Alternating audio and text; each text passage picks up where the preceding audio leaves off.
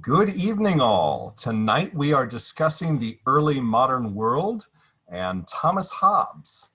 So let's just jump right in. The early modern period is really kind of cool. You can probably tell from the readings this week that we are doing something that is noticeably different and departs from the classical and medieval world in a number of ways. There's a very important philosophical break with that classical and medieval epoch.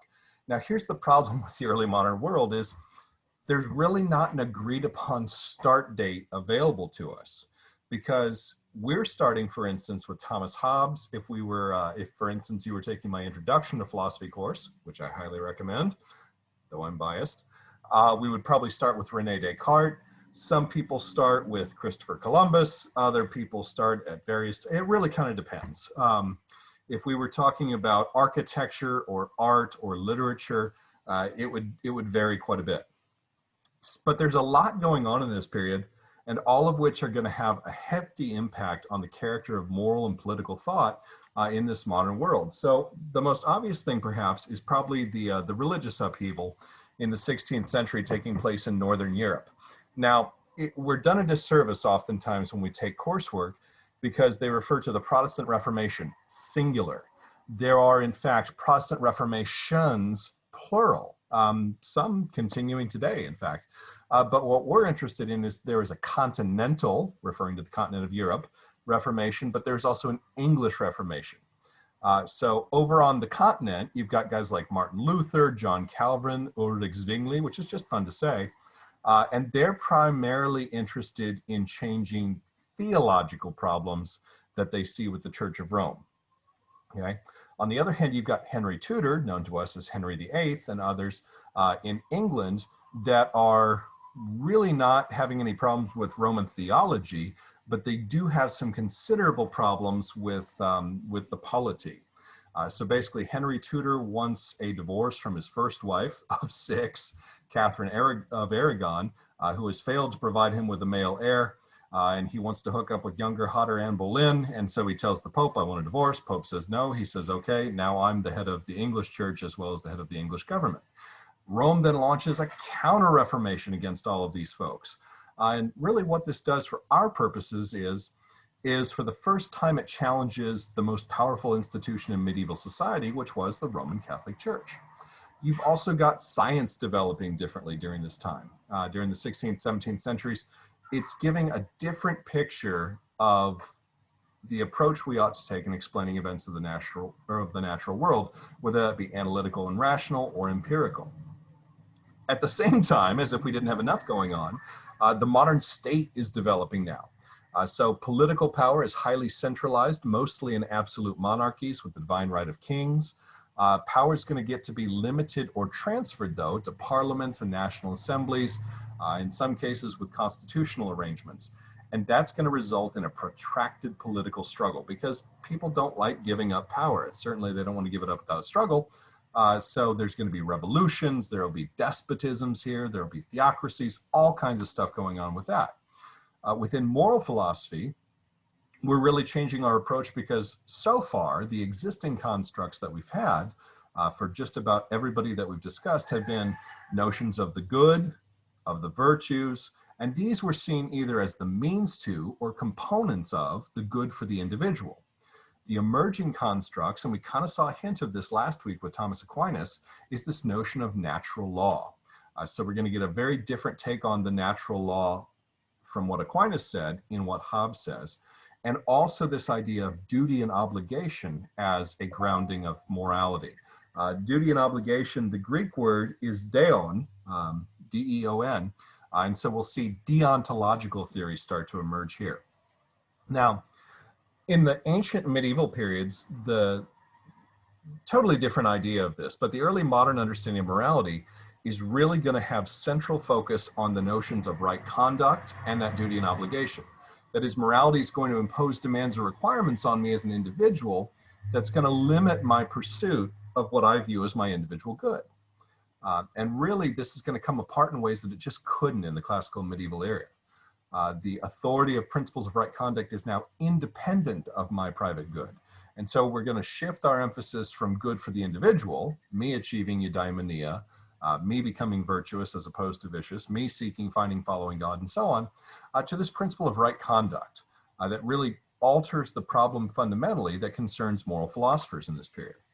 And so most early modern moral philosophers are not concerned with what duties are, but really to figure out what those duties are based in and are based on, and how they can determine and bind our behavior. That is, how can moral philosophy make me do things that maybe I don't want to do and keep me from doing some things that I'd really like to do? And so the claims of duty and obligation need some kind of rational explanation. The disagreements in this period of history are by and large not about the content of morality, they're about the differences of the basis of those moral obligations. Okay, now there's a couple of trends that we want to make sure that we observe as we go through this time, independent of church authority, okay? So one, we've got this religious pluralism. Now from 1054 onward, we've got both Eastern Orthodoxy and Western or Roman Catholic Christianity, but now we're getting the Protestant Reformations, emphasis again on the plural, English expressions, French, German, Swiss, and so on, and they're just going to keep kind of schisming, splitting. And so with all of these multiple ideas of what Christian religion is, plus add into a globalized world, you're getting introductions to maybe Taoism, Confucianism, Islam is emerging again, Judaism has a resurgence during the Middle Ages. So all of these different ideas, we don't want to tie our morality to one specific religious authority. That's something key in this era. The other is, and you'd think this would apply earlier, but there's this growing idea and this confidence in the capacities of individuals to think for themselves without deference to established authorities or traditions, okay? Now, because the world is changing so much, we've got to come up with a new concept for morality that's going to fit the changing picture of the world. And so a lot of the works from this period that we're talking about now have had a lasting impact. So someone such as myself might still be writing about ethics, but a lot of what we're doing is either commenting on or trying to expand or trying to adapt stuff that was done during this era. So this is really the only era of ethical history that we're going to cover pretty much everybody. We're doing an exhaustive study of all of this. We skipped some people in the classical and medieval. We're going to skip a lot of people in the contemporary. We're hitting all the major figures in this one. So just to kind of give you a brief summary, kind of a roadmap of where we're going, we're going to start this evening with Thomas Hobbes, who is going to base our morality on rational self-interest. Basically, what he's going to say is, we are so selfish on an individual level, we can actually base our morality in that. Then we're going to get to David Hume, who is deeply skeptical about the power of our reason. He says morality is this naturalistic phenomenon, and it's based primarily on certain sentiments and feelings that we might have, the central of which is sympathy. He's going to be followed by Immanuel Kant, who is searching for a categorical imperative. In other words, if we boiled away all of the religious influence, all the political influence, what would we be left with as a central tenet of morality? And he says it's going to have this underlying principle that is based in reason alone. Then the utilitarians are going to come along, Jeremy Bentham, John Stuart Mill. They're interested in what course of action or what kind of policy is going to have a tendency to promote general happiness. We're going to call these guys consequentialists for the obvious reason that they're interested in consequences. What is the outcome going to look like? Soren Kierkegaard is going to present a very interesting take on religious belief and say that the ethical life is just part of the religious life, but ethical commitment and religious faith, neither of them really have any basis in reason. Instead, it's going to focus exclusively on the individual. So Kierkegaard is kind of our first existentialist. Then we'll talk briefly about Karl Marx, who was not in fact one of the Marx brothers, but a political economist and a revolutionary. He's skeptical of a lot of morality, and he's going to give us a really sound critique of justice, kind of looking at ethics as an ideological tool. Finally, we will talk about Friedrich Nietzsche, who is going to give us kind of a family history of our moral terms. He's going to take an etymological, sort of genealogical approach and say, you know, really the morals we've got today aren't what we think they are. We'd be better off without them, and maybe we better retrace our steps and either start over entirely or go back to something that worked much better. So a bit of background on Hobbes. Hobbes is most famous not as an ethicist, but as a political philosopher. He's going to be a major figure in the social contract tradition, which we'll be talking about. And really, he's interested in the state of nature. Okay? He is both a psychological and ethical egotist. And if it seems kind of dark, kind of jaded, kind of cynical, well, it is. He's writing in the context of the English Puritan Revolution. So he's going to give us kind of this through a scanner darkly take on how all this works. It's kind of a cautionary tale. Now, I said he's an egotist. Egotism versus egoism is one of those things we want to kind of tease apart so we understand it, because it's going to be important for next week as well. An egotist, with the T, feels superior to others physically, intellectually, or in some other way. I'm the smartest, I'm the prettiest, I'm the most talented, whatever. An egoist, absent T, has a preoccupation with themselves, but doesn't necessarily feel personally superior. It's all about me regardless of how I might compare to other people. Now, as moral systems, they both think that they ought to do what's in their own self-interest. Okay, so one of the things that we're going to see here is the state of nature. This is a thought experiment for all intents and purposes, okay? So imagine a world in which there were no political or legal structures in place to maintain social order. There's nobody writing laws, and even if there were, there's nobody enforcing those laws. Okay, so think every post-apocalyptic thriller you've ever seen. This is Mad Max, this is The Walking Dead, this is The Book of Eli, this is all those types of shows. They're talking about a state of nature. The dangers of the state of nature are such that eventually we go, this is awful, you're gonna be our king, because even if you're a crappy king, it's better than us trying to kill each other all the time. Now, Hobbes said we're really close to this at any given moment. I think I read somewhere that the CDC, I don't know why they're the ones in charge of this data or how they came up with it, but that the average person is 72 hours away from starvation. Like if you go to your pantry, you've only got 3 days worth of food, and then you're going to start looking at your neighbor's cat in an entirely different way.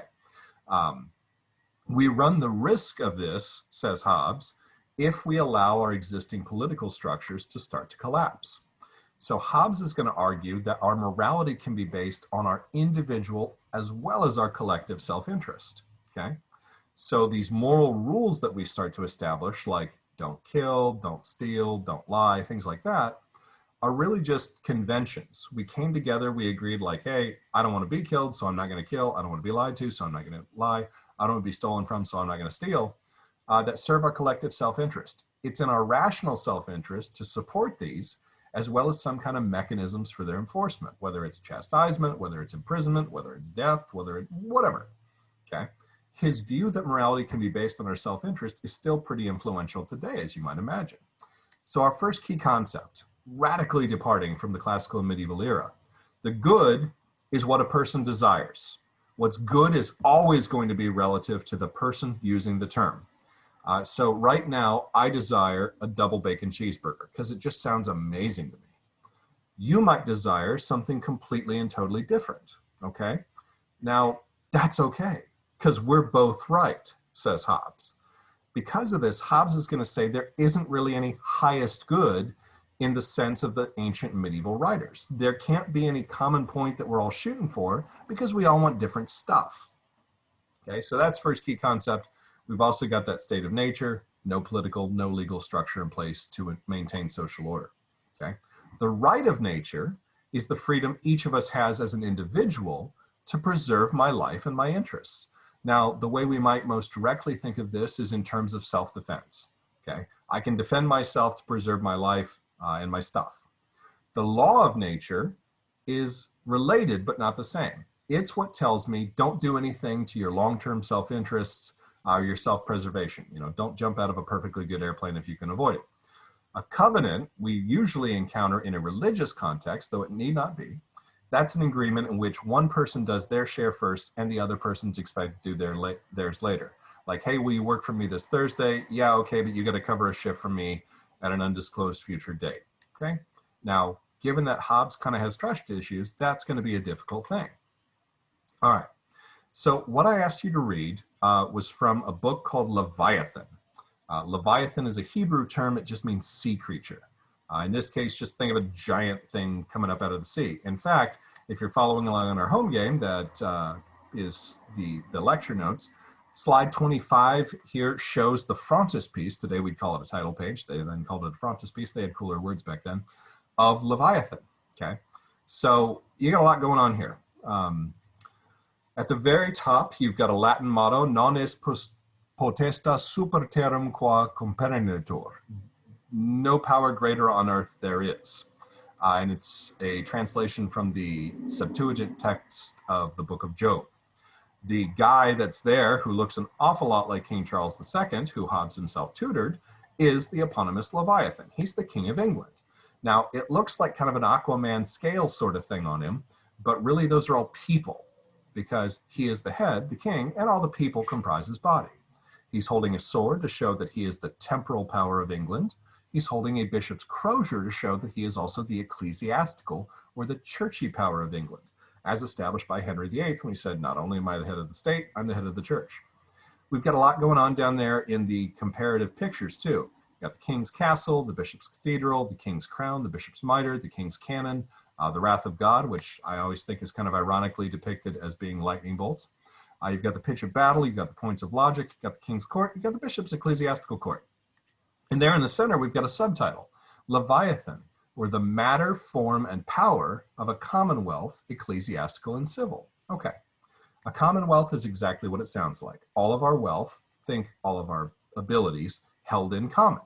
So some of the original colonies, Virginia, Massachusetts, still refer to themselves as commonwealths because that's just how they were founded and established. Okay, what's that matter, form, and power stuff? Well, it's this. Okay, Aristotle said in metaphysics, something we didn't read together because it's not germane to ethics, that to know a thing is to know what caused it. And he gives us 4 causes: the formal, the material, the efficient, and the final. The formal, remember in tuxedo, formal does not mean in ethics, formal does not mean we wear a tuxedo. It means it exists as an idea or a concept only. The material is the stuff. If I'm carving a statue out of a block of marble, the block of marble is the material cause. The efficient is the means by which, that's the blows of the hammer and the chisel on the block of marble to realize the formal in it. And then the final, that's the end product. So in this case, the matter, well, that's the stuff that's going to form our commonwealth, us. The form, that's the idea of the commonwealth, which Leviathan is providing. The power, that's the efficient, the means by which he's telling us how we're going to do this. And the final cause is hopefully a better society. Okay. On the next page, we get the second subtitle of this book, of the interior beginnings of voluntary motions, commonly called the passions, and the speeches by which they are expressed. So what are we talking about? We're talking about our passions. Where do they start? They start inside us. They're voluntary motions, he says. And how do we talk about them? Okay. So he's thinking of animals first and foremost. And he says, look, there's 2 motions with them. And we're included in this, by the way. One is vital. It's begun in generation. So it starts when we start. Continues without interruption through our whole life. The course of the blood, the pulse, the breathing, nutrition, excretion, all that. You don't have to think about this stuff. He says needs no help of the imagination. The other, though, is voluntary motions, such as taking a drink of my iced tea. I think of it, and then I do it. Okay? Now, the imagination is where all this stuff starts, and if it's towards something, if I'm doing something active, it's usually going to be an endeavor. If it's towards something that I desire, like my double bacon cheeseburger, it's called an appetite or desire. And you go, well, wait a minute, why is he explaining all these words to us? Does he think we're dumb? No. He thinks that at the time he's writing, a lot of words are being introduced into English. So I forget how many thousands of words Shakespeare introduced just a few years before Hobbes, but English is kind of this weird amalgamation of Anglo-Saxon, which is a Germanic language, and Norman French, which is kind of Latin, kind of Viking, kind of this weird abstraction, Latin, and a couple of other things. You know, English sort of drags other languages into dark hallways, beats them up, and takes what it wants. And so he's introducing a lot of words, and he's not trying to be pedantic. He's trying to explain what he means. If the endeavor is fromward something, that means away from, it's generally called an aversion. So maybe you've got an aversion to, I don't know, Brussels sprouts. I love them. Just takes learning how to cook them the right way. That which we desire, we're said to love, and to hate those things to which we have an aversion. So by aversion, we signify the absence, by hate, the presence of something. Okay.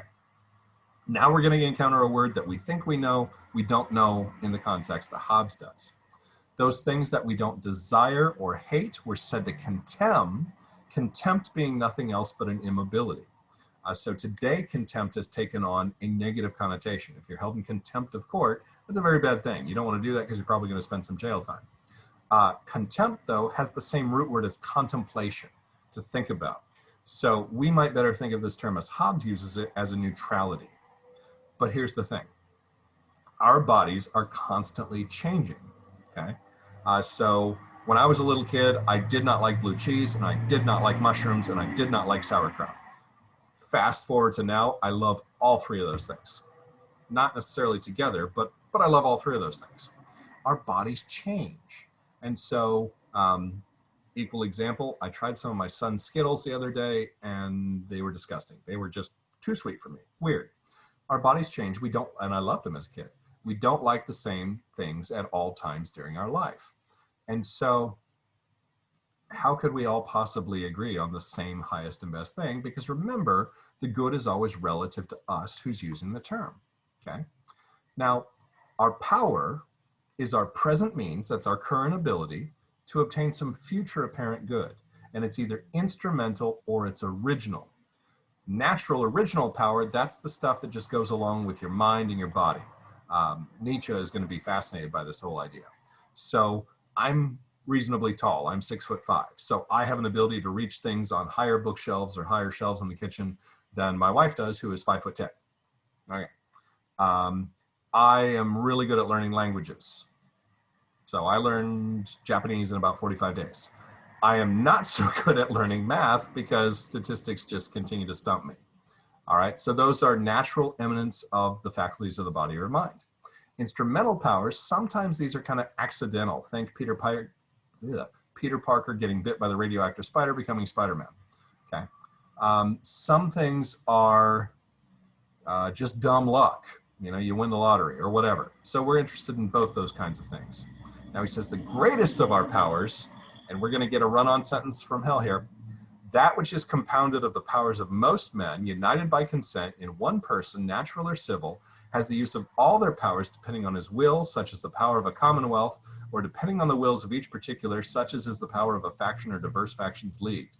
Wow, that is one big sentence. So he's saying the greatest, the highest, the best power is compounded, so put together, the powers of most men, most people, united by consent, we've agreed to do this, in one person. This is kind of, we're selecting the king, the monarch, the queen, whomever. Natural or civil, maybe they're just some dude out of the crowd, maybe there's someone we've elected that has the use of all of their powers. There's that commonwealth idea coming in, depending on their will. And he says, such as the power of a commonwealth, depending on the wills of each particular, so each particular is each one of us on an individual basis, as is the power of a faction. So let's say, for instance, in a political debate, we're going to line up all the Republicans over here, all the Democrats over here. Those are political factions, or diverse factions leagued. Maybe through some magnificent miracle thing, we get the Republicans and the Democrats to agree and they work on something together. That would be diverse factions leagued. Okay. Now our value or our worth is our price. That is, what would be given for the use of our abilities. Okay. A general in war, a judge in peace are the examples that Hobbes gives. So a general in war, kind of handy to have around. They know about troop movements, artillery, all that kind of stuff.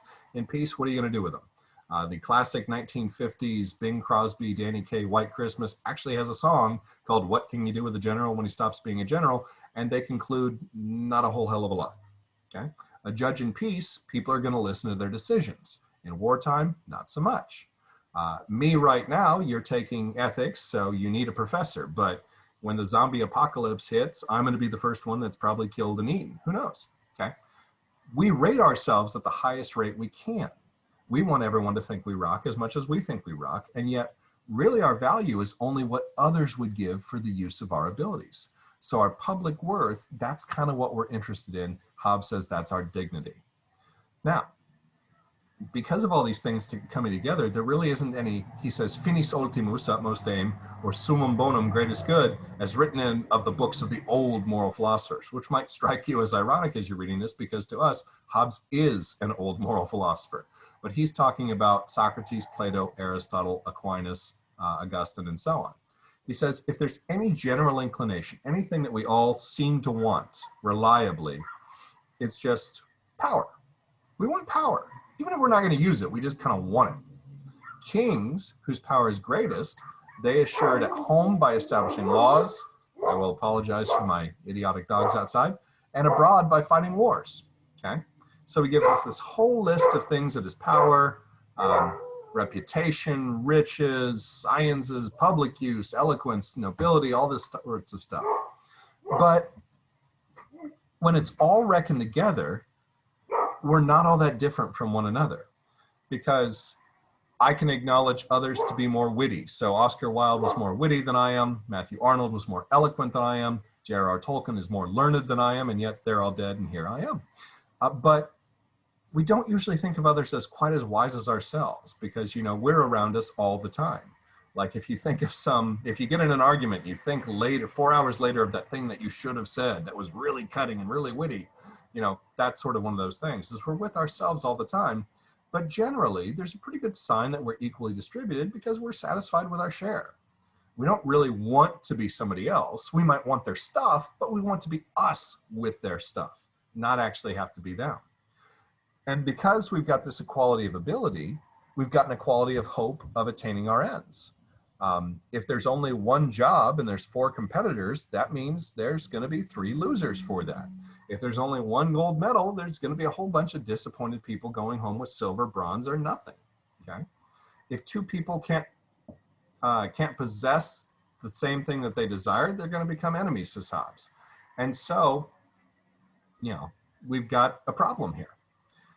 In the nature of man, we find 3 principal causes for quarrel.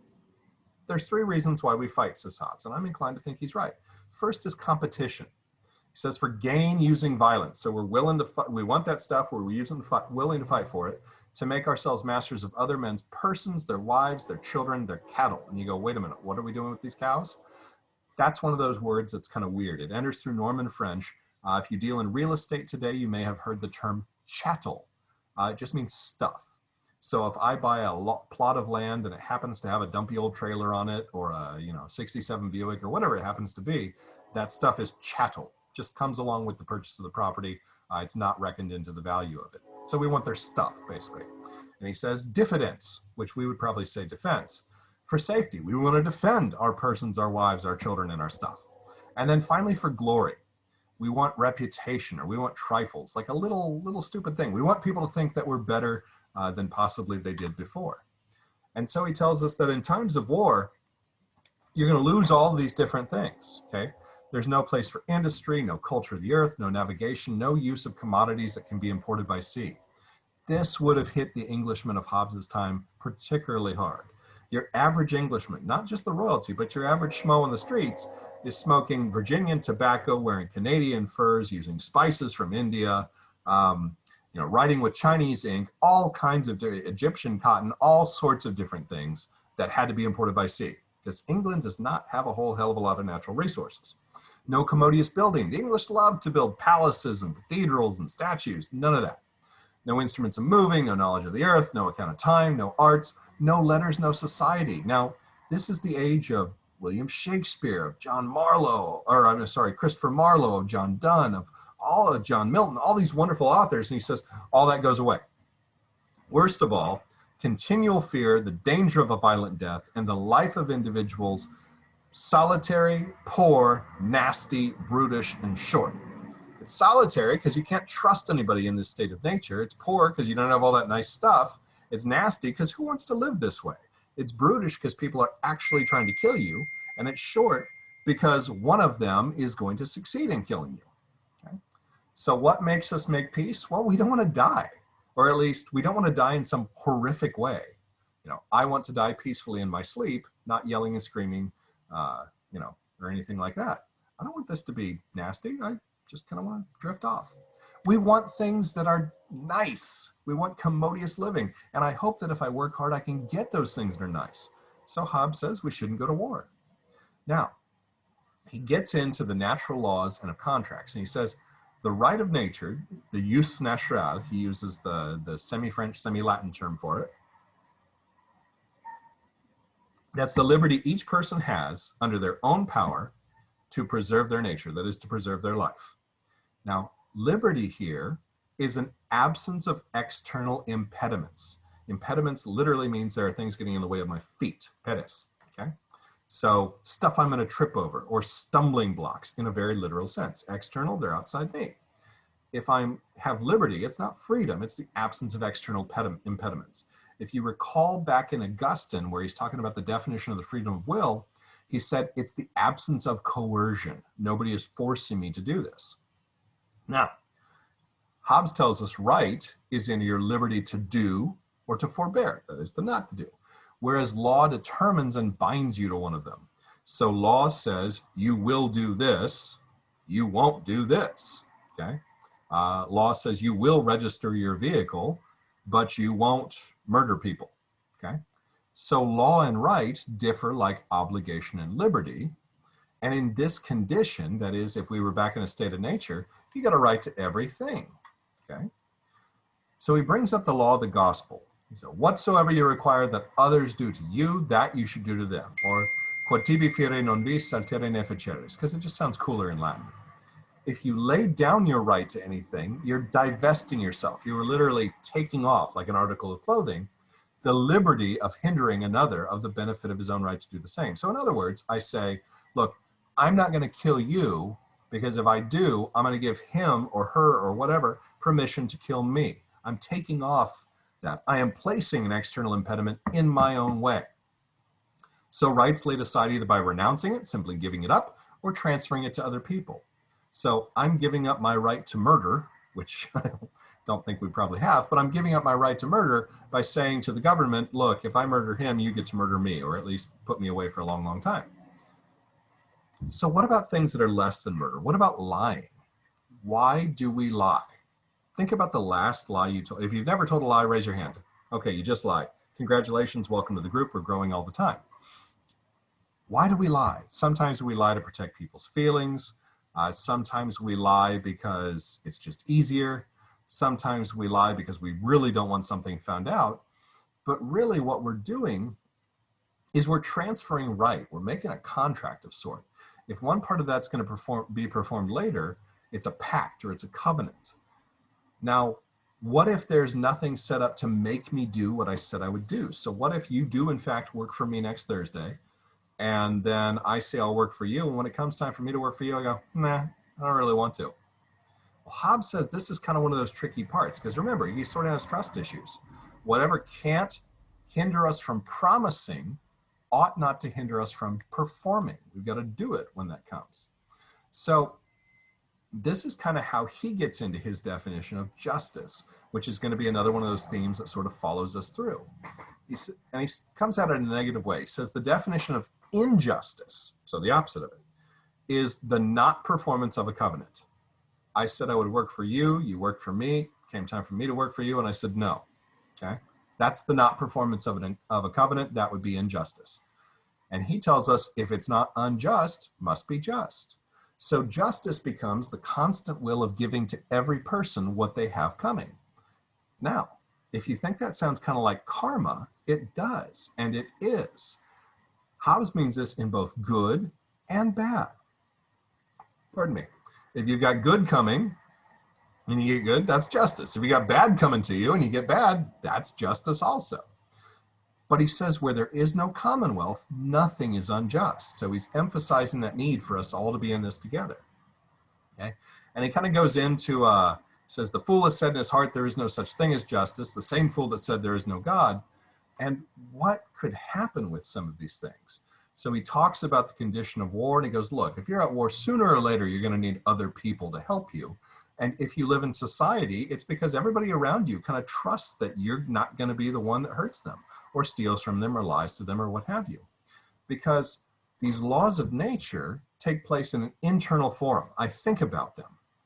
They bind me to a desire of what I think should take place, but I put them into action in an external forum. I actually do these things and people get to see it. So this is kind of his way of telling us actions speak louder than words. But what if I've got pretty good security? What if I am the king and I give you laws, but I don't follow them myself? Well, Hobbes says, he seeketh not peace, but war, and consequently the destruction of his nature by violence. This was sort of what he had seen happen to Charles I. Charles loved making laws for his people, but he wasn't really good at following them himself, so the people rose up and they beheaded him, which was a real problem. These laws of nature have to be immutable, that means unchanging. They are not subject to mutation, and eternal. And so he tells us moral philosophy is nothing but the science of what is good and evil. He thinks of himself as doing this scientifically. So these good and evil, that signifies our appetites, our aversions, that is, our passions. Kind of setting up Hume, who we're going to be talking about next. And he says, in different times I differ from myself, so this might lead, if unchecked, to disputes, to controversies, and finally to war. So what can we agree on? Well, that peace is good. And so we start coming up with things that we think are conducive to peace. So this would be like justice, gratitude, modesty, equity, mercy. He calls these virtues, and their contrary vices evil. Okay? What this is not something that obtains naturally. We just go, hey, I really don't want to fight, because then we get into that state of nature thing, and that's awful. Let's call all that stuff that leads to that evil. I really do want to get along with you. Let's call all that stuff that provides peace virtuous or good. Okay? So out of this emerges this definition of law that is very, very different from what we heard last week. So Aquinas told us law is an ordinance of reason promulgated who has care of the community for the common good. Okay, so whoever's in charge, keeping the common good in interest, is going to make this law that's based in reason, not in passion or emotion, and it's going to be put into practice. Now along comes Hobbes with this very different definition of law. Law properly is the word of him that by right has command over others. No reference to reason, no reference to for the common good. It's just whoever's in charge, what they say goes. What could happen with this? Well, a lot of different things could happen, and we're going to see some interesting things happening, but not until we next get to David Hume, and we see what really goes on with a lot of his thinking. So that's all I've got for you for this evening. If you've got questions, as always, please put them down in the comments, put them in the discussion on Canvas, and I will look forward to seeing you again next week. Bye-bye.